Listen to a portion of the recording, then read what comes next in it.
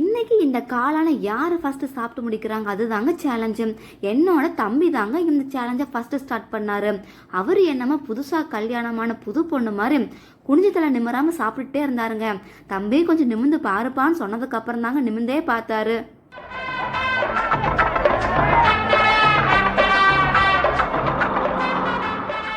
என்னோட தம்பி ஜெட் வேகத்தில் சாப்பிட்டு இருந்தாருங்க.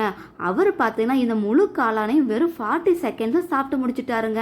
என்னோட தம்பிக்கு அப்புறம் அடுத்து என் ஹஸ்பண்ட் சாப்பிட ஆரம்பிச்சாருங்க. என்னோட ஹஸ்பண்ட் பார்த்தீங்கன்னா வாயில கிரைண்டர் வச்சிருந்தாரோ என்னவோ அள்ளி போட போட அரைச்சுக்கிட்டே இருந்தாருங்க. ரன்னிங்ல போறாங்கய்யா, ஒருத்தர் ஓவர் பண்ணிக்கிட்டு இருக்கியா.